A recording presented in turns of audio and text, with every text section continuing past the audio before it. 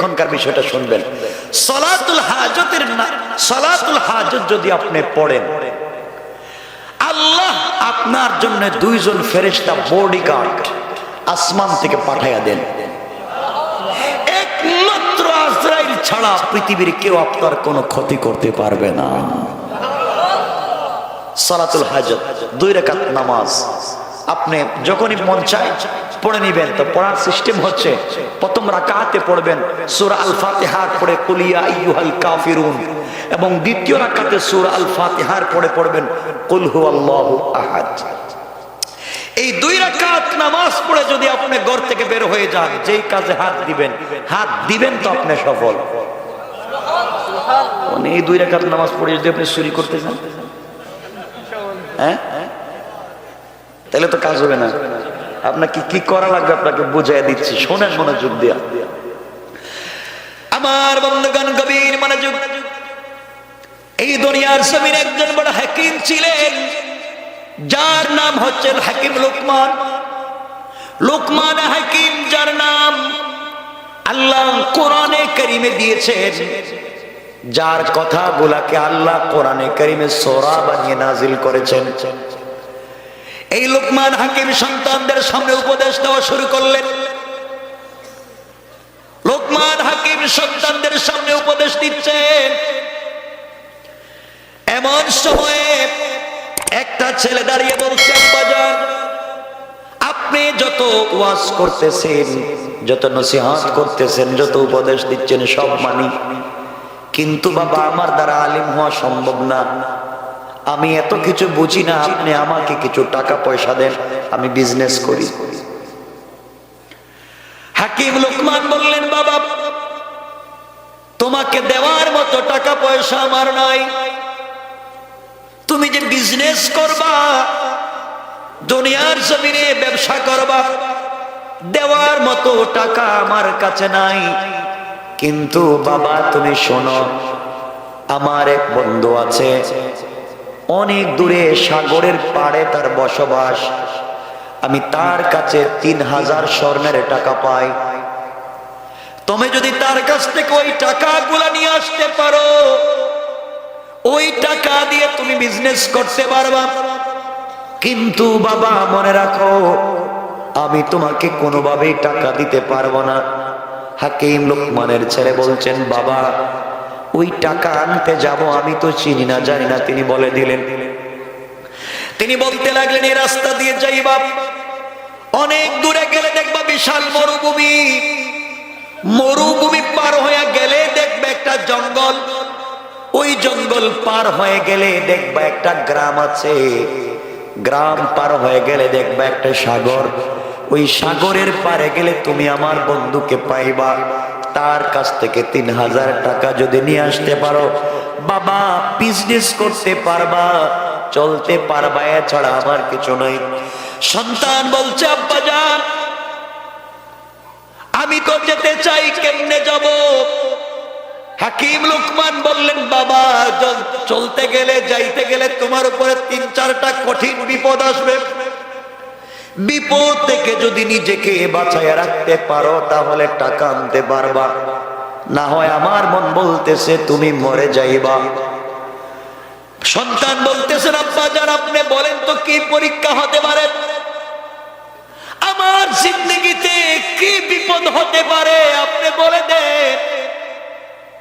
লোকমান হাকিম বলছেন, বাবা শোনো, 1 নাম্বার বিপদ হলো, তুমি যখন আমার ওখান থেকে চলে যাইবা, যাওয়ার পরে যখন দেখবা বিশাল মরুভূমি, মরুভূমির মধ্যে কোনো পানি নাই, চলতে চলতে তোমার তৃষ্ণা লেগে যাবে, তৃষ্ণার কারণে তোমার জিহ্বা বের হয়ে যাবে, কলিজা শুকিয়ে যাবে, ওই জায়গায় তুমি পানি পাইবা না, পানি পানি করে আমার ভয় হচ্ছে তুমি মরে যাইবা। ওই সময় বাবা তোমাকে বলি, যত বিপদ আসুক না কেন, ঘর থেকে যখন তুমি বের হয়ে যাইবা, 2 রাকাত সালাতুল হাজত পড়ে যদি বের হয়ে যাও, আল্লাহ সকল বিপদ থেকে তোমাকে হেফাজত করে দিবে। হাকিম লোকমান বললেন, বাবা তুমি যখন মরুভূমিতে যাইবা, মরুভূমিতে যাওয়ার পরে দেখবা বিশাল ধৌত মরুভূমি, পানি নাই। পানির জন্য তুমি যখন হাহাকার করবা, পানি পাওয়া যাবে না, ওই সময় তুমি 2 রাকাত সালাতের হাজত পড়ে নেবা। হাজতের 2 রাকাত নামাজ পড়ে নেবা। সালাম ফিরাইয়া ডান দিকে তাকাবা। ডান দিকে তাকাইয়া দেখবা সুন্দর একটা জঙ্গল। ওই জঙ্গলের ভিতরে তুমি প্রবেশ করবা। প্রবেশ করার পরে দেখবা শক্ত একটা পাথরের ভিতর থেকে ঝর্ণার মতো ঠান্ডা পানি পড়ে যায়। ওই পানি তুমি পান করবা। তোমার পাত্রের ভিতরে, ব্যাগের ভিতরে বেশি করে পানি নিবা। পানি নিয়ে তুমি যখন বের হবা, ঠান্ডা পানি পান করার কারণে তোমার শরীরে ক্লান্তি আসবে। ক্লান্তি আসলে তুমি ঘুমানোর প্রয়োজন হবে, বিশ্রামের প্রয়োজন হবে। মরুভূমির ভিতরে কোনো গাছ তোমার চোখে পড়বে না। আবার তুমি 2 রাকাত সালাতুল হাজত পড়ে নিবা। সালাতুল হাজত পড়ে আল্লাহর কাছে যখন দোয়া করবা, পিছন দিকে তাকায়া দেখবা একটা বট গাছ। সুবহানাল্লাহ বললেন না? বট গাছের নিচে অনেক সুন্দর ছায়া। তোমার মন চাইবে ওই ছায়ায় তুমি যেন বিশ্রাম নাও। কিন্তু বাবা মনে রাখবা, আমার মন বলতেছে তুমি যদি গাছের গোড়ায় বিশ্রাম নিতে যাও, বিপদে পড়ে যাবা। গাছের গোড়ায় বিশ্রাম নিতে গেলে কঠিন বিপদের সম্মুখীন হয়ে যাইবা। আমার ভয় হচ্ছে তুমি মরে যেতে পারো, কোন বিষাক্ত সাপ তোমাকে মেরে ফেলতে পারে। কিন্তু বাবারে, তুমি যদি বট গাছের গোড়ায় কোনো বৃদ্ধ লোককে পাও, ওই লোকের কাছে তুমি পরামর্শ চাইবা। ওই লোকটা তোমাকে অবশ্যই ভালো সাহায্য করবে। সে যদি সে পরামর্শ দিবে, তার পরামর্শ অনুযায়ী চলবা। আমার বিশ্বাস, বৃদ্ধ লোকটার পরামর্শ মানলে চলার পথে তোমার কোনো ক্ষতি হবে না। লোকমান হাকিম বললেন, বাবা ওই গাছের গোড়া থেকে তুমি যদি বেঁচে যাও, পথ চলতে থাকবা। কিছু দূর যাওয়ার পরে দেখবা সুন্দর একটা গ্রাম। ওই গ্রামের ভিতরে প্রবেশ করবা। গ্রামের ভিতরে যাওয়ার পরে মানুষের কাছে তোমার পরিচয় দিবা, তুমি আমার সন্তান। মানুষের কাছে তুমি যদি আমার পরিচয় দাও, তুমি আমার সন্তান, এই গ্রামের মানুষ তোমাকে আদর করবে, যত্ন করবে, ভালোবাসবে। 3-4 দিন তোমাকে মেহমানদারি করবে। যখন জানবে লোকমান হাকিমের ছেলে তুমি, ও বাবা 3 দিন থাকবার পরে 4th দিনে তোমার কাছে বিশ্ববিখ্যাত সুন্দরী, গোটা দুনিয়ার সব থেকে একটা সুন্দরী মেয়েকে নিয়ে আসা হবে এবং বলা হবে তুমি ওই মেয়েকে বিয়ে করো। আমার সন্তান তুমি শোনো, তুমি যদি ওই মেয়েকে বিয়ে করো বিপদে পড়ে যাইবা। বিয়ে করলেই তোমার জীবন নাশ হয়ে যেতে পারে, এই জন্য নিজেকে বাঁচাইয়া রাখবা। কিন্তু ওই মুরব্বী লোকটা যদি তোমার সাথে থাকে, সে যে পরামর্শ দেয় তুমি তার পরামর্শগুলা মেনে নিবা। বাবারে, তুমি ওই গ্রাম থেকে যাওয়ার পথে জঙ্গলের কাছে যখন চলে যাইবা, জঙ্গল পার হয়ে যখন সাগরের পাড়ে যাইবা, সাগরের পাড়ে যাওয়ার পরে দেখবা আমার বন্ধু একটা বাড়ি বানাইছে সাগরের মধ্যখানে চরে। তার কাছে আমার পরিচয় দিবা। পরিচয় দিলে সে তোমাকে 3,000 স্বর্ণ মুদ্রা দিবে। কিন্তু বাবার একটা শর্ত হলো, আমার বন্ধু কাউকে গেলেই টাকা দেয় না, যারা ঋণ পায় ঋণ দেয় না। একটা শর্ত হলো, 1 রাত্র তার বাসায় থাকতে হয়। আর যারা এই রাত্র বেলা থেকে যায়, সকাল বেলা মরে যায়। আমি চিন্তা করতেছি, তুমি যদি টাকা আনতে চলে যাও, ওই বেচারার কাছে গেলে টাকা তো দিবে না, রাত্র থাকা লাগবে। রাত্র থাইকা যদি সকালে বাঁচো, টাকা নিয়ে আসবা। কিন্তু বাবা মনে রাখবা, আমার ভয় হচ্ছে তুমি না জানি মরে যাও, আর ওই মুরব্বী যদি সাথে থাকে তার পরামর্শ নিয়ে চলবা, সকল সময় বিপদ থেকে বাঁচবার জন্যে 2 রাকাত সালাতুল হাজত পড়বা। আমার বিশ্বাস আল্লাহ তোমাকে হেফাজত করবেন। কোন সুবহানাল্লাহ। কথা কি আমার বুঝতেছেন আপনারা? না কষ্ট হচ্ছে আপনাদের? আমার মুসলমান বন্ধুগণ, এক পর্যায়ে হাকিম লোকমান সন্তানকে উপদেশ দিলেন। এই সন্তান যখন সকালবেলা একদিন বাবার কাছ থেকে বিদায় নিলেন, লোটার মধ্যে পাত্রের মধ্যে পানি নিলেন,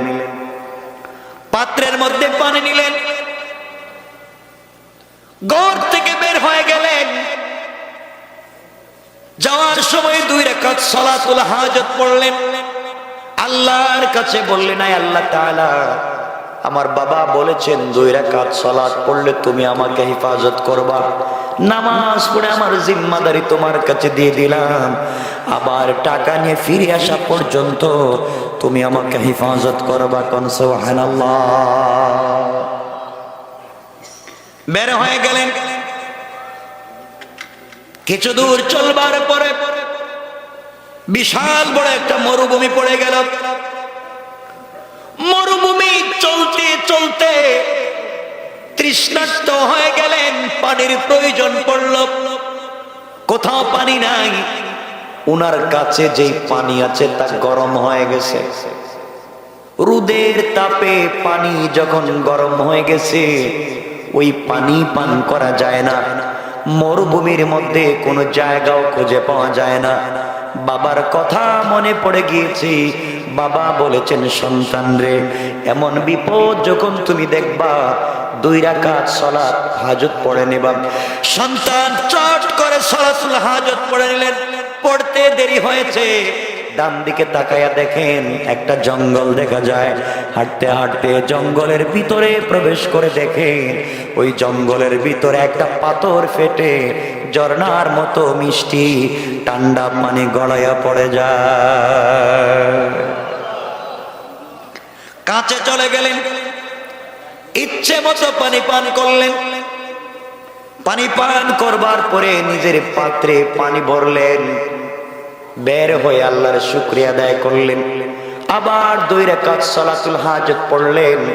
বের হয়ে আসলেন, পথ চলা শুরু করলেন। এবার ঠান্ডা পানি পান করবার কারণে বিশ্রামের প্রয়োজন হয়েছে।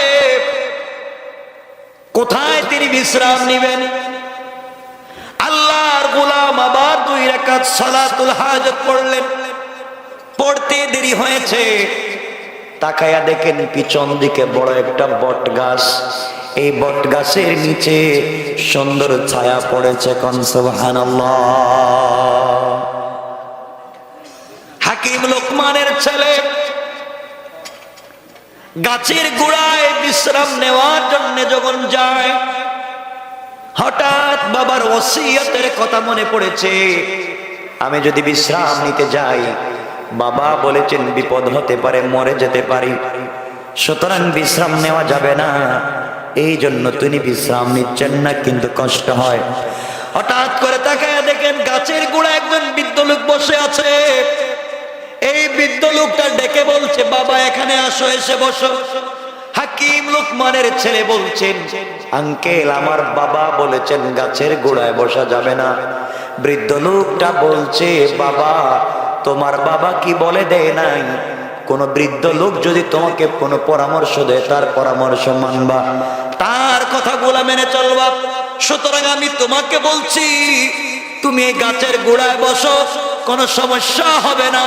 সমস্যা যদি হয় আমি দেখব। সুবহানাল্লাহ বলেন, আওয়াজ করে বলেন না সুবহানাল্লাহ। হাকিম লোকমানের ছেলে এই বৃদ্ধ লোকটার কথায় তিনি চলে গেলেন, গাছের গোড়ায় বিশ্রাম নিতে লাগলেন। বৃদ্ধ লোকটার কাছাকাছি শুয়ে পড়লেন। শুয়ে যখন পড়েছেন, হঠাৎ করে বিষাক্ত একটা সাপ এসে হাকিম লোকমানের ছেলের মাথায় আঘাত করে বিষ দিয়ে দিল। এই বৃদ্ধ লোকটা চিন্তা করল, হাকিম লোকমানের ছেলে গাছের গোড়ায় বিশ্রাম নিতে চায় নাই। আমি তাকে বলেছি এখানে বিশ্রাম নেওয়ার জন্যে, এখন যেহেতু সাপ কেটেছে তার তো বিপদ হয়ে গেল। সাপকে ধরে ফেললেন, ধরে তিনি সাপকে বললেন যেখান থেকে বিষ নিয়েছে দিয়েছিলে ওখান থেকে নিয়ে যা। সাপ যখন মাথার থেকে আবার বিষ নিয়ে গেল, বিষ নেওয়ার পরে এই বৃদ্ধ লোকটা ব্যাগের ভিতর থেকে একটা ছুরি বের করে সাপটাকে দুই টুকরা করে দিলেন। দুই টুকরা করে এক টুকরা গাছের গোড়ার নিচে ফেলে দিলেন, আরেকটা টুকরা লোকমান হাকিমের ছেলের ব্যাগের ভিতরে ঢুকাইয়া দিলেন। কিছুক্ষণ পরে লোকমান হাকিমের ছেলের গম ভেঙে গেল। গম ভেঙে যাওয়ার পরে দেখেন একটু অর্ধেক সাপ নড়তেছে। ভয় পেয়ে গেলেন, বৃদ্ধ লোকটাকে বলছেন আঙ্কেল একটা সাপ এখানে অর্ধেক, বাকি অর্ধেক কোথায় গেল, সাপ কোথা থেকে আসলো? বৃদ্ধ লোকটা ডেকে বলছেন বাবা শোনো, তুমি যখন বিশ্রাম নিয়েছিলা এমন সময় একটা সাপ তোমাকে দংশন করেছিল। আমি ওই সাপটাকে তোমার মাথায় লাগায়া বিষ গোলা যখন নিয়ে গিয়েছে আমি দুই টুকরা করে দিয়েছি, ওই ফেটে ফেলে দিয়েছি, টেনশন নাই, তুমি এখন চলে যাও। হাকিম লোকমানের ছেলে 2 রাকাত নামাজ পড়লেন সালাতুল হাজাত, আর আল্লাহর কাছে ডেকে বলছেন আল্লাহ তাআলা নামাজের কারণে তুমি আমাকে এই বিষাক্ত সাপ থেকে বাঁচায়া দিলা। মুরব্বি ডেকে বলছেন বাবা তুমি কোথায় যাইবা?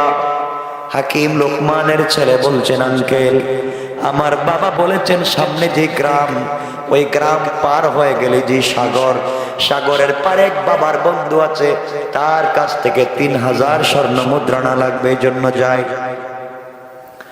কিন্তু আঙ্কেল আমার ভয় হয়, রাস্তায় চলার পথে না জানি কোনো বিপদ চলে আসে। আপনি যদি আমার সঙ্গে সফরের সাথী হয়ে যান, আমার সঙ্গে যদি সফর করেন, আপনার পরামর্শ নিয়ে আমি চলবো। মুরব্বি লোকটা বলছে তুমি বললে তোমার সঙ্গে যেতে পারি।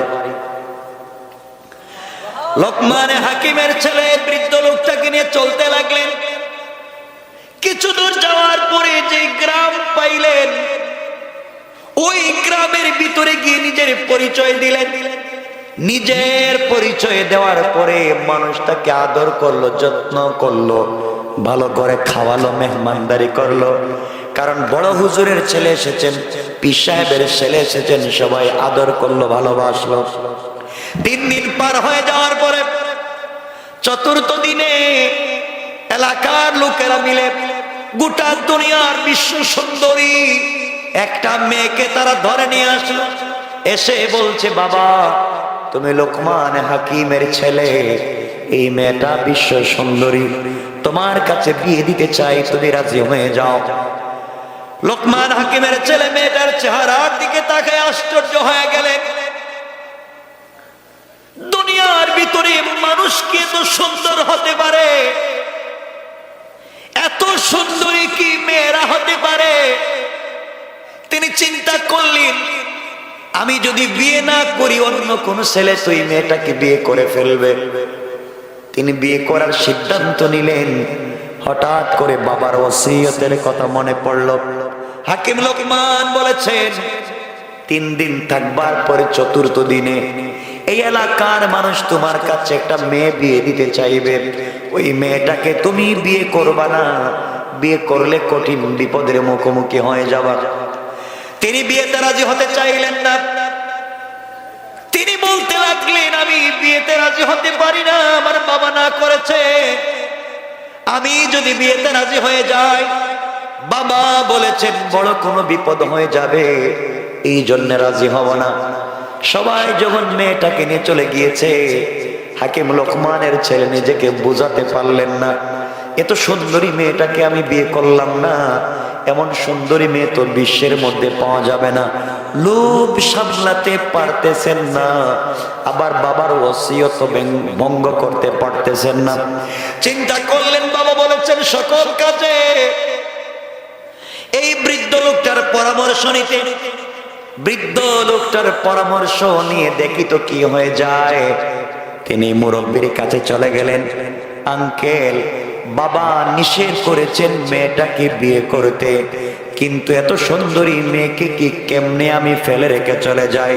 আমার মন বলতেছে বিয়ে করি, কিন্তু বাবা বলেছেন বিয়ে করলে মৃত্যুর সম্ভাবনা আছে। আপনি বলেন কি করা যায়?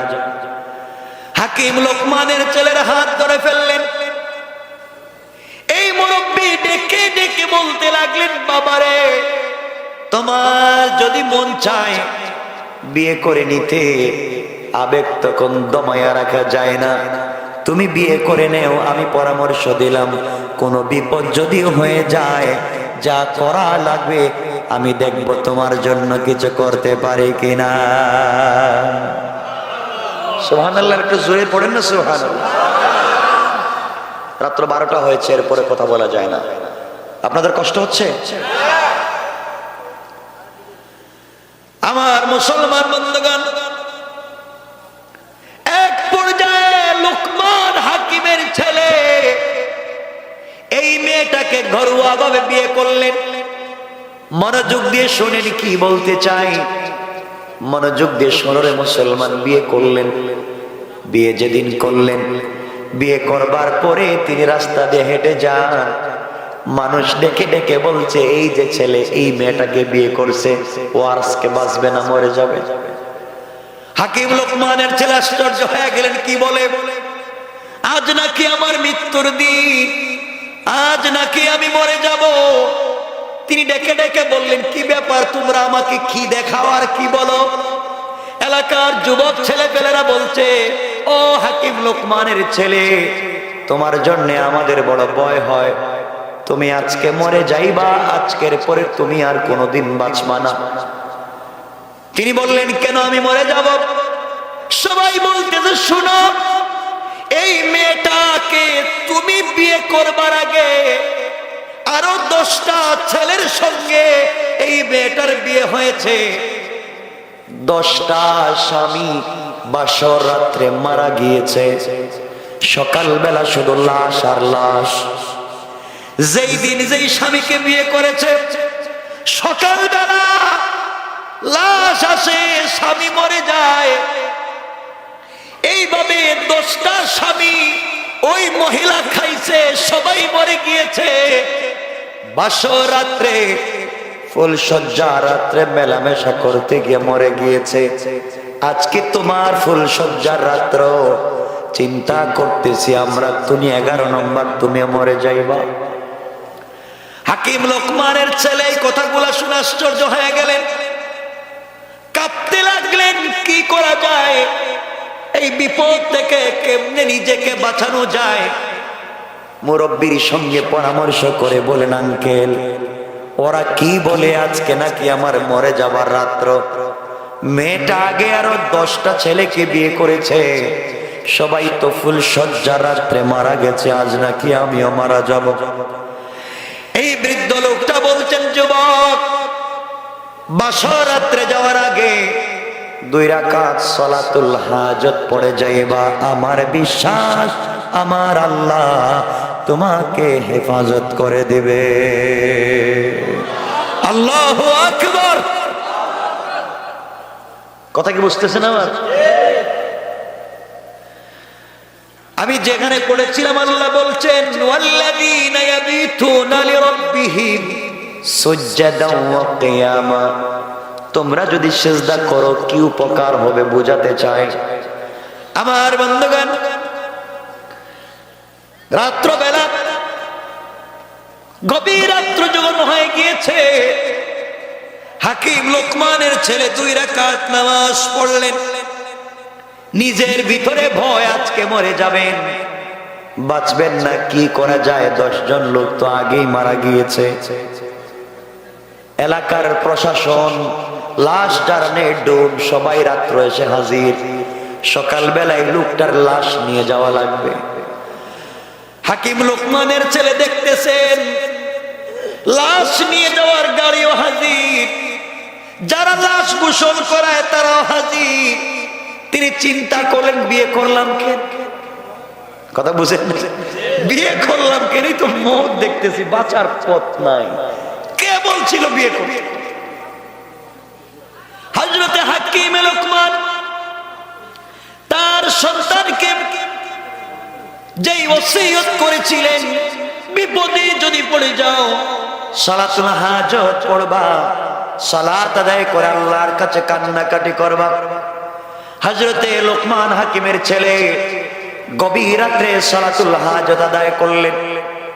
বৃদ্ধ লোকটার কাছে গেলেন আর ডেকে বলেন, আঙ্কেল নির্ঘাত মরে যাব, আমি যদি মরে যাই আমার বাবার কাছে খবর পৌঁছে দিবা। বাবা বলেছিলেন এই মেয়েটাকে বিয়ে না করতে, করেছি তো মরেছি, এখন দেখতেছি লাশ নেওয়ার গাড়ি হাজির, যারা গোসল করায় তারাও হাজির, মানে সবাই নিশ্চিত আমি আজকে মরে যাব। কথা বুঝেননি? আচ্ছা এমন যদি কেউ জানে বাসরাত্রি কি যাইব, কতক্ষণ না কেন? আপনি জানলে তো মধুপুর সাইডে টাঙ্গাইলে যাইবেন, ও জান বাসাই। হাকিম লোকমানের ছেলে নামাজ আদায় করবার পরে বছর রাত্রে স্ত্রীর কাছে যখন চলে যাবেন, এমন সময় বৃদ্ধ লোকটা বলছেন, বাবা তোমাকে একটা কথা বলে দিই, মনোযোগ দিয়ে শোনো। ঘরে যাওয়ার পরে ফুলসজ্জা রাত্রে স্ত্রীর পাশে যাওয়ার পরে তোমার স্ত্রী তোমার সঙ্গে মেলামেশা করতে চাইবে, তোমার সঙ্গে মেলামেশা করতে চাইবে, খবরদার মেলামেশা করবা না। আমি একটা কথা বলে দিই, তুমি শোনো, আমার কথার বাহিরে যাইবা না, বিপদ হয়ে যাবে। কি বিপদ আঙ্কেল? ঘরের ভিতরে ঢুকবার পরে স্ত্রী তোমাকে বাধ্য করবে মেলামেশা করতে, করবা না। তুমি বসে থাকবা, পরিচয় নিবা, তোমার পরিচয় তার কাছে দিবা, তার পরিচয় তুমি নিবা। পরিচয় পর্ব শেষ করবার পরে স্ত্রীকে বলবা আমার কিছু ইস্তেঞ্জার প্রয়োজন, অজু ইস্তেঞ্জার প্রয়োজন, টয়লেটে যাওয়া লাগবে, ওয়াশরুমে যাওয়া লাগবে। এই কথা বলে তুমি বলবে একটা বদনা দেও, লুটা দেও, পাত্র দেও, বাহিরে যাই। এই কথা বলে তুমি ঘর থেকে বের হয়ে আসবা। হাকিম লোকমানের ছেলে বলছে, আঙ্কেল আসার আগে যদি মরে যাই? তিনি বলছেন, বাবা আমি বলে দিলাম, তুমি সালাতুল হাজত পড়ে যখন ঘরের ভিতরে যাইবা, স্বয়ং আল্লাহ তোমাকে বাঁচাবার জন্য জিম্মাদার হয়ে যাবে। এই জন্য আমার আল্লাহ বলেছেন, ওয়াল্লাযীনা ইয়াবিতুনা লিরাব্বিহিম সুজদাও ওয়া কিয়ামা।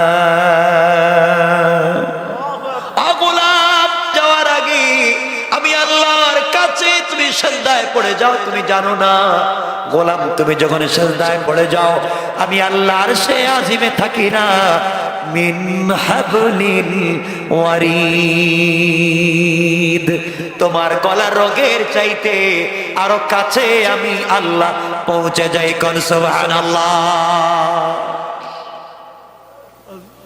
গোলাম স্ত্রীকে বলবা আমি মেলামেশা করবো, পরে আমি ইস্তেঞ্জা করে আসি। এই কথা বলে ঘর থেকে বের হয়ে আসবা। আসবার সময় একটা লুটা নিয়ে আসবা, বদনা যেটা আমরা বলি, ওটা নিয়ে তুমি আসবা। লোকমান হাকিমের ছেলে ভয়ে ভয়ে ঘরের ভিতরে ঢুকতেছেন, সবাই হাসতেছে, কই ঢুকোস না, বাইরে ভিতর হাসুইয়া। সবাই দাঁড়িয়ে আসে ঘরের দরজা, কই যা আর বাইরে আয়। ভয় পাচ্ছেন তিনি। ঘরের ভিতরে ঢুকে বললেন, স্ত্রী বসে আছেন, এত বিশ্ব সুন্দরী একটা মেয়ে, তার ভিতরে এমন কি জিনিস আছে যার কারণে সবাই মরে যায়? হাকিম লোকমানের ছেলে কাছে গেলেন, সালাম বিনিময় হলো, পরিচয় পর্ব শেষ হলো। স্ত্রী বলছে, স্বামীর রাত্র তো ছোট, শেষ হয়ে যাবে, ফুলসজ্জা রাত্রে মেলামেশা করতে হয়। হাকিম লোকমানের ছেলে বলছেন, স্ত্রী আমার কিছু ইস্তেঞ্জার প্রয়োজন, বাহির থেকে আসি। কেন? ভিতরে তো ভয়। কথা কন না কেন? ভিতরে ভয়, যদি মরে যায় আমি বাহির থেকে আসি, আমাকে একটা বদনা দেও। স্ত্রী বলে মেলামেশা আগে করো। তিনি বলছেন, না, খবরদার, আমি তোমার স্বামী, কথা দিলাম অবশ্যই মেলামেশা করব, তবে তুমি আমাকে বাইরে যেতে দাও, অজু ইস্তেঞ্জা করে আসি, কাজ সেরে আসি। অনেক অনুনয় বিনয়ের পরে স্ত্রী যখন তাকে একটা বদনা লুঠা অথবা পাত্র দিয়েছে, পানি দিয়ে ওটা নিয়ে আসলেন। এসে হুজুরকে দেখা জড়াইয়া বলে, হুজুর আল্লাহ আমারে বাঁচাইছে, মরি নাই। সুবহানাল্লাহ বললেন না? আল্লাহু আকবার আওয়াজ করে বলেন, আল্লাহু আকবার। বাঁচাইছে কে? আরো আস্তে আস্তে আল্লাহ আল্লাহ কইতে পারে না। মনে হইতেছে এই সাইডের সবাই রোহিঙ্গা মনে হইতেছে। রোহিঙ্গা, হ্যাঁ রোহিঙ্গা। বাঁচাইছেন কে? আরো জোরে বলেন কে? এটা পারেন জীবনে তো আসতে কোন কে? আমার বন্ধুগণ বাহিরে আসলেন, বৃদ্ধ লোকটাকে বলছেন, আঙ্কেল আমি তো বাঁচছি, এখন কি করবো? যাও তুমি আগে প্রস্রাব করে আসো, প্রস্রাব করে আসো। এই কথা বলে এই হাকিম লোকমানের ছেলেকে দূরে পাঠাইয়া এই বৃদ্ধ লোকটা বস্তার ভিতর থেকে অর্ধেক সাপ, মনে আছে না মনে নাই? একটু হাত উঠে বলেন কার কার মনে নাই? ওরে আল্লাহ, ওয়াজ করলাম কারে? আপনারা বাইচা গেলেন আজকে। এই লোক এই অবস্থা হওয়ার কারণ বাইচা গেলেন, আর জানেন না তো আমি কোন জিনিস। বাইচা গেলেন। আমার বন্ধুগণ হাকিম লোকমানের ছেলে যখন প্রস্রাবে চলে গিয়েছে, এই বৃদ্ধ লোকটা বস্তার ভিতর থেকে অর্ধেক যে সাপ, মনে আছে? আছে। এই অর্ধেক সাপটা বাইর করে বদনার ভিতরে দিয়েছে। দেওয়ার পরে লোকমান হাকিমের ছেলে যখন আসছে, আসার পরে বলছে, বাবা এখন আমি কি করব? আঙ্কেল আমি কি করব? কই বদনা নিয়ে আবার যাও। যাও স্ত্রীর কাছে। স্ত্রীর কাছে যাওয়ার পরে স্ত্রী বলবে মেলামেশা করতে, তুমি বলবো আমার একটা শর্ত আছে। শর্তটা কি? শর্ত হলো স্ত্রী তুমি এই বদনার ভিতরে প্রস্রাব করা লাগবে। যতক্ষণ পর্যন্ত বদনার ভিতরে প্রস্রাব না করবে আমি তোমার সঙ্গে মেলামেশা করব না। ও মেলামেশা করতে পাগল হবে। তুমি শর্ত দিবা বদনায় প্রস্রাব করো। ও যখন করবে, প্রস্রাব যখন করবে, তুমি একটা ডাকনা দিয়া বদনার মুখটা ডেকে রেখে দিবা। এরপরে স্ত্রীর সঙ্গে মেলামেশা করবা। আমার বিশ্বাস আল্লাহ তোমাকে বাঁচাইয়া দিবে। আল্লাহু আকবার। ছেলে কইতেছে, হুজুর যতই ওয়াজ করেন ভিতরে আমার পানি নাই, আমার কলিজা শুকায় গেছে, কি হবে আজকে রাত্রে আল্লাহ জানে। বাপরে আর দেখতে পারলাম না মরার সময়। টেনশনে ছেলের অবস্থা খারাপ। হাকিম লোকমানের ছেলে ঘরের ভিতরে প্রবেশ করলেন। স্ত্রী বলছে, স্বামী রাত্র শেষ হয়ে যায়, আপনি আমার সঙ্গে মেলামেশা করবেন। আল্লাহর ওলির কথা মনে আছে? আমার দিকে তাকান। মানে কি খালি ছিল আমি কি ওয়াজ করতে আসছি?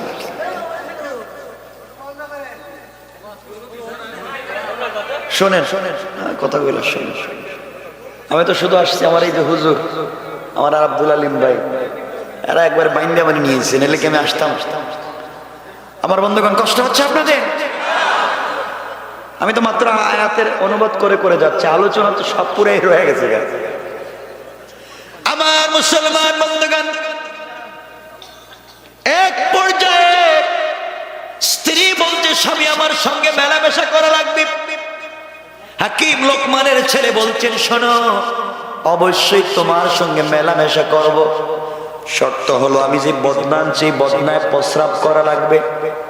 স্ত্রী মানতে নারাজ, রাজি হয় না। এক পর্যায়ে যখন রাজি হয়েছে, বললেন আগে প্রস্রাব করো, এরপরে মেলামেশা করব। স্ত্রী যখন প্রস্রাব করেছে, আল্লাহর ওলি বলেছেন, যুবক রে, প্রস্রাব করার পরে ওই পাত্রটা ডাকনা দিয়া ডেকে দৌড় দিবা আমার কাছে। আমার কাছে সে বদনা রাইকে এরপরে যাইবা। এরপরে আমার বিশ্বাস আল্লাহ তোমাকে বাঁচাইয়া দিবেন। কোন সুবহানাল্লাহ। হুজুর এতক্ষণ কে বাসুন? যাও। হাকিম লোকমানের ছেলে প্রবেশ করলেন। স্ত্রী বলতে, স্বামী রাত্র কাটায় লাভ নাই। তিনি বললেন, আমি জানি তোমার কাছে 10 জন শেষ, আমি 11 নম্বর। এত তাড়াতাড়ি বিপদে পড়তে চাই না। স্ত্রী বলে স্বামী আপনি যাই বলেন, মরে কেন আমি নিজেও জানি না, আমিও তো জানি না। একটা স্বামীকে বাসর রাত্রের পরের দিন জিন্দা পাই নাই, অপরাধ আমার না, আমিও তো জানি না কি হয়েছে। হাকিম লোকমানের ছেলে বললেন প্রস্রাব করো। স্ত্রী যখন প্রস্রাব করেছে, প্রস্রাব করবার পরে ডাক না দিয়ে বদনাটাকে ডেকে স্ত্রীকে বলেন থামো, আসতেছি। এই কথা বলে ঘর থেকে বের হয়ে আসছেন, আল্লাহর ওলির সামনে বদনা দিয়েছেন। আল্লাহর ওলি বলছেন বাবা বদনাটা তুমি ঢালো, উল্টাও। বদনা উল্টানোর সাথে সাথে দেখা যায় ওই অর্ধেক সাপ আরো কালো কালো দুইটা বড় বড় বিষাক্ত সাপ। ছেলে ভয় পেয়ে গেছে, চিল্লানো শুরু করছে, হুজুর বদনা আমি খালি নিয়ে গেলাম, আনলাম, সাপ আসলো কোত্থেকে? আল্লাহর ওলি এবার বলছেন বাবা থামো, ভয় পাইও না। বলি তুমি যেদিন গাছের গোড়ায় শুয়েছিলা, ওই দিন তোমাকে যেই সাপ দংশন করেছিল, অর্ধেক সাপ রাস্তায় ফেলে দিয়েছিলাম, তুমি দেখেছো। অর্ধেক সাপ বস্তার ভিতরে রেখে দিয়েছি। তুমি আমাকেও চিনো না, আমি কে জানো না। আমি শুধু তোমাকে পরামর্শ দিচ্ছি, শোনো। এই অর্ধেক সাপটা রেখে দিয়েছিলাম, আমি বুঝতে পেরেছিলাম ঘটনা কি। তোমার ওই লোটার ভিতরে, ব্যাগের ভিতর থেকে অর্ধেক সাপ দিয়ে দিয়েছিলাম। ওটা নিয়ে তুমি যখন গিয়েছিলা আর স্ত্রীকে বলেছো প্রস্রাব করবার জন্যে, স্ত্রী যখন প্রস্রাব করতে আসছে, স্ত্রীর পেটের ভিতরে দুইটা বিষাক্ত সাপ ছিল। তারা যখন বদনায় দেখেছে আর একটা সাপ জিদ লেগেছে, ওইটাকে মারবার জন্যে তারা বাহির হয়ে গেছে। আর তুমি ওটা নিয়ে আমার কাছে চলে এসেছো। বাবারে, যারাই ওই মেয়ের সঙ্গে মেলামেশা করতে যায়, ওই দুইটা সাপ দংশন করে তাদেরকে মেরে ফেলতে, হত্যা করে দিত।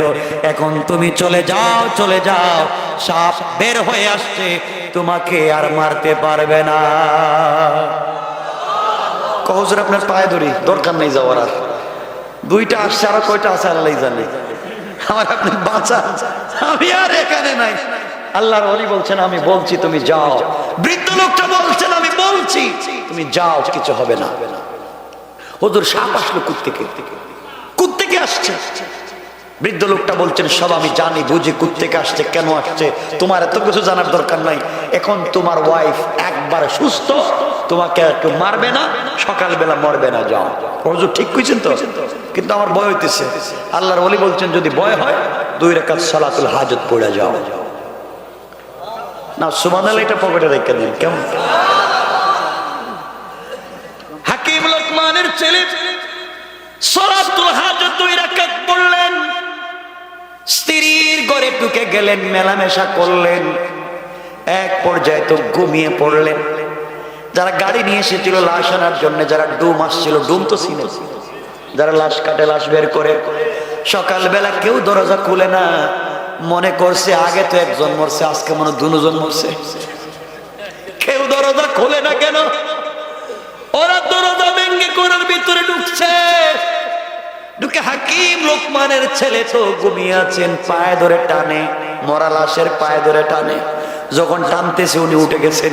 কিরে আমার পায়ে ধরে টানোস কেন? তুমি মরো নাই? আমার পায়ে ধরে টানো কেন তোমরা? প্রত্যেকদিন তো মরে, তুমি দেখি মরলা না। সুবহানাল্লাহ বলবেন না?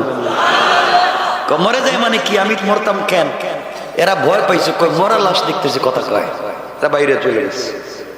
হাকিম লোকমান ছেলে সুস্থ হয়ে গেলেন। স্ত্রী বলছে স্বামী আপনি তো আজকে বেঁচে গেলেন, কেমনে কি কিছুই বুঝলাম না। আমার বন্ধুগণ সংক্ষেপ করে কথা বলি। এক পর্যায়ে সবাই বলতে লাগলো মনে হয় হাকিম লোকমানের ছেলে কোন হিকমতের কারণে, হুজুর মানুষ তো ব্রেইনের খেলা দিয়া, কারণ হুজুরের মাই কোন রাত্রে, হ্যাঁ এখন বুঝছে, শেষ রাত্রে। এই জন্য মনে হয় কোন কাজ করে বেঁচে গেছে তাবিজ কবজের মাধ্যমে। না না, এখানে তাবিজ কবজের কিছু নাই, বাঁচাইয়া দিয়েছেন কে? আওয়াজ করে বলেন কে?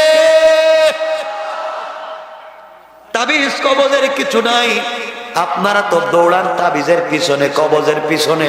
আল্লাহ বলছেন দৌড়াও আমার দিকে, আপনারা দৌড়ান তাবিজের দিকে। আজকালকে মসজিদের এমন ইমাম পাওয়া যায়, তিনি তাবিজ দেন, গার্লফ্রেন্ড আর বয়ফ্রেন্ড আরেক বেচারার মেয়ে বিয়েতে রাজি না করে তাবিজ করে রাজি কর। কথা বলেন না কেন? মা বাবা বিয়েতে রাজি না, তাবিজ করে, জাদু টুনা করে, কুফরি কালাম করে। আর কিছু স্ত্রী আছে, স্বামী থাকেন বিদেশে, স্ত্রী আইসা ইমাম সাহেবের কাছে, বড় হুজুর রেখ, হুজুর আমার স্বামী থাকে বিদেশে, আপনি একটা গরম তাবিজ দেন। কেমন তাবিজ? গরম তাবিজ দেন, স্বামী যা ইনকাম করে টাকা পয়সা শুধু আমারে দেও, খালি আমারে দেও। কথা কন না কেন? হুজুর কয় আছে একটা গরম তাবিজ দিতেছি, কিন্তু 500 টাকা বেশি দেওয়া লাগবে। 500 টাকা বেশি দিলে গরম তাবিজ দিতেছি। এমন গরম তাবিজ দেয়, বাবা ছেলে সম্পর্ক নাই, মা মেয়ে সম্পর্ক নাই, বাইয়ে বাইয়ে সম্পর্ক নাই, ঘরের ভিতরে শুধু মারামারি কাটাকাটি। আছে না নাই? এমন তাবিজ যদি কোন ইমাম সাহেব দেয়, কোরআন সুন্নাহ ছাড়া কুফরি কালাম করে, জাদু টুনা করে, আমি প্রকাশ্য ফতোয়া দিলাম না শাক্কা ওয়ালা রাইবা, এমন ইমামের পিছনে নামাজ হারাম, নামাজ হারাম, নামাজ হারাম। ঠিক কিনা বলেন? নামাজ হারাম। আপনারা বলবেন কি আমি বানাই বলতেছি? কোত্থেকে বললাম? কোরআনে আছে। আল্লাহ কোরআনে কারীমের 1 নম্বর সূরা, 2 নম্বর সূরা সূরাল বাকারার মধ্যখানে বলেন, ওয়াত্তাবাউ মা তাকুলুশ শায়াতিনু আলা মুলকি সুলাইমান ওয়ামা কাফারা সুলাইমান ওয়ালাকিন্নাশ শায়াতিনা কাফারু ইউআল্লিমুনান নাসাস সিহর। আল্লাহ বলছেন জাদু টুনা কুফরি কালাম এটা হচ্ছে সুলাইমানের জমানায় শয়তানেরা শুরু করছে। এই জমানায় যারা কুফরি কালাম করে এরা হলো সুলাইমানের জমানার শয়তান। কথা বল লাগে আওয়াজে মনে হইতেছে আপনারা জড়িত এগুলা, বলে আবার সেইটা আরো সমস্যা, এগুলাতে যাইয়েন না, হারাম কাজ। আমার বন্ধুগণ এক পর্যায়ে 3-4 দিন ওই গ্রামে থাকলেন। এক পর্যায়ে লোকমান হাকিমের ছেলে, সংক্ষেপ করে বলতেছি, মুরব্বীকে নিয়ে বললেন, আঙ্কেল চলেন, উদ্দেশ্য আসছি তো টাকা নেওয়ার জন্য, আগে চলেন টাকা আনি। টাকা আনবার জন্য চলে গেলেন। সাগরের পাড়ে গিয়ে দেখেন চরের মধ্যে একটা বিশাল বড় 2তলা বিল্ডিং। গিয়ে নিজেকে পরিচয় দিলেন, আমি লোকমান হাকিমের ছেলে, আমার বাবা আপনার কাছে 3000 স্বর্ণের টাকা পান, টাকা দেন।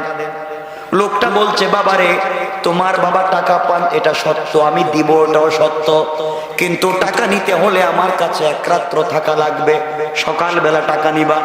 কিন্তু কেউ তো টাকা নিতে সকালবেলা থাকতে চায় না, তোমার বাবা অনেক লোককে আমার কাছে পাঠাইছে টাকার জন্য, কিন্তু কেউ রাত্র থাকতে চায় না, তুমি যদি থাকো সকালে টাকা দিব।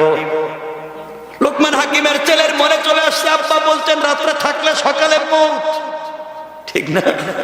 মনে আছে? রাত্রে থাকলে সকালে শেষ রাত, থাকা যাবে না, কিন্তু না থাকলে তো টাকাও দিবে না, এত দূর আসলাম কেন? মধ্যখানে বউ পাইলাম, যা পাইলাম সব তো লাভে। কথা কন নাকি? আমার মূল উদ্দেশ্য তো টাকা। যখন ও বেচারা বলছে দিবে না রাত্রে না থাকলে, তিনি বললেন, বাবা কি করা যায়? মুরব্বী লোকটা ডেকে ডেকে বলছে, বাবারে উদ্দেশ্য তো টাকা, না থাকলে দিবে না, কিন্তু তোমার বাবা বলছে থাকলে তো বাঁচা যাবে না। আঙ্কেল আমার বাবা বলছেন সকল কাজে আপনার পরামর্শ নিতে, আপনি বলেন কি করা যায়? মুরব্বী ডাক দেয়া বলছে, বাবারে আমি আছি, তুমি 2 রাকাত সালাতুল হাজত পড়ে নাও, আমার বিশ্বাস এই রাত্রেও আল্লাহ তোমাকে বাঁচাইয়া দিবে। শুধু হাজতের কথাই বলতেছি। আমার মুসলমান বন্ধুদের এক পর্যায়ে রাত্রবেলা 2 জন থাকতে গেলে, এই বৃদ্ধ লোক যার কাছে টাকা পাওয়া যায় তার 2তলা বাড়ি, উপরের তলায় সে একা থাকে, 2 রুমে তার 2টা ছেলে থাকে, আর যারা টাকা নিতে আসে, ঋণদার যারা পাওনাদার, এদেরকে নিচতলায় রাত্র থাকতে দেয়। তারা যখন রাত্রবেলা দোতলায় উঠে গেল, এই বৃদ্ধ লোকটা উঠেই তার ছেলে দুইটা রুমে তালা দিয়ে দিল, বাবা দুইটা ঘুমাও। আর এই বৃদ্ধ লোকটাকে, লোকমান হাকিমের ছেলেকে নিচতলায় দিয়ে তালা দিয়ে দিল, ঘুমাও। রাত্র যখন গভীর হয়ে যায়, বৃদ্ধ লোকটা দেখেন সাগরের পানির ঢেউ আসতেছে, মানে এই ঢেউ এসে নিচতলায় পানি ঢুকে যায়, সকলেই ঘরের ভিতরে মরে যায়। এই জন্য কেউ সকালবেলা বাঁচে না, টাকাও নিতে পারে না। উদ্দেশ্য তার ভালো না খারাপ? উদ্দেশ্য হলো টাকা তো জিন্দিগি দিয়ে দিব না, যেই টাকা নিতে আসবা নিচতলায় থাকা লাগবে, আর নিচতলা থাকলে সাগরের পানিতে মরে যাবে। কথা বুঝতেছেন আপনারা? বাঁচে না বিদায় টাকা নেয় না। হাকিম লোকমানের ছেলে ঘুমিয়ে আছেন, বৃদ্ধ লোকটা রাত্রে ঘুম আসে না। হঠাৎ করে রাত্রে দেখেন পানি আসতেছে, পানি আসতেছে ঘরের ভিতরে। লোকমান হাকিমের ছেলেকে বললেন, বাবা ঘুম থেকে উঠো। দুজন ঘুম থেকে উঠে গেলেন, নিচতলা না থেকে দোতলায় উঠতে লাগলেন। দোতলায় উঠে এই ঋণ, যার কাছে ঋণ পাওয়া যায়, তার ছেলের রুমে নক করলেন, দরজা খুলে দিল। তারা বললেন, বাবা আমি লোকমান হাকিমের ছেলে, উনি মুরব্বী মানুষ, মুসাফির, তোমার বাবার কাছে প্রয়োজনে আসছি। সন্তানরা জানে না তার বাবার কাছে যে মানুষ কোটি কোটি টাকা পায়। আজকালকে অনেকে আমাদের কাছে দেখবেন, অনেক লোকের কাছে টাকা পায়, সে বাড়িতে ঘুমায়, ছেলেকে বলে কো আব্বা বাড়িতে নাই। কথা বলেন আছে না নাই? তো বাবা নাই, আর ঘুমাইতেছে বাসায়। আল্লাহ বলছেন তুমি টাকা না দেওয়ার জন্য কৌশল করতেছো। আল্লাহ বলছেন ওয়া মাকারু ওয়া মাকারাল্লাহ ওয়াল্লাহু খায়রুল মাকিরিন। তুমি টাকা না দেওয়ার কৌশল করতেছো, আমি আল্লাহ এমন কৌশল করব, টাকাও দিবা, আব্বাও ডাকবা। ঠিক কিনা? এই দুইটা লোক উঠে গিয়েছে, সন্তানের দরজায় নক করে বলছে, ভাই দরজা খোলো। দরজা খুলে দিয়েছে। বাবার এই শয়তানি গুলা সন্তান জানে না। তারা বলছে, ভাই টাকা নিতে তারা আসছিলাম তোমার বাবার কাছে, কিন্তু নিচতলায় তো থাকতে পারতেছি না, আপনাদের রুমে আমাদের দুইজনকে জায়গা দেন, আজকে রাত্রে থাকি। তারা দুই ভাই বলছে, আপনারা মুসাফির, আর লোকমান হাকিমের ছেলে বহুত বড় বুজুর্গের ছেলে, আপনাদেরকে কষ্ট দিতে চাই না, আপনারা দুইজন আমাদের দুই ভাইয়ের বিছানায় থাকেন, আমরা রাত্রে নিচতলায় থাকবো। আল্লাহ বলতেছেন, ইন্না কাইদাশ শাইতানি কানা দাঈফা। তোমরা যত কৌশল করতেছো, আমি আল্লাহর কাছে ওগুলা বড়ই দুর্বল। আমি যখন কৌশল শুরু করব, বাঁচবার সুযোগ থাকবে না। ঠিক না বলেন? আমার বন্ধুগণ, এক পর্যায়ে তারা দুইজন, এটা আবার কি? আমি সংক্ষেপ করে দিচ্ছি, আপনাদের কষ্ট হচ্ছে না তো? 1-2 মিনিট আমি রেখে দেব। কথা বলেন, আমি রেখে দেব, আলোচনা লম্বা করবো না, রাত্রে 12:30 হয়ে গেছে। শুনেন আমার বন্ধুগণ, এক পর্যায়ে এই দুই ভাই লোকমান হাকিমের ছেলেকে আর মুরব্বীকে দোতলায় থাকতে দিয়া তারা যখন নিচতলায় ঘুমাতে আসলো, এমন সময় সাগরের পানি উত্তাল হয়ে গেল, নিচতলায় ঢুকে গেল, দুইজন ভাই ঘরের ভিতরে মরে গেল।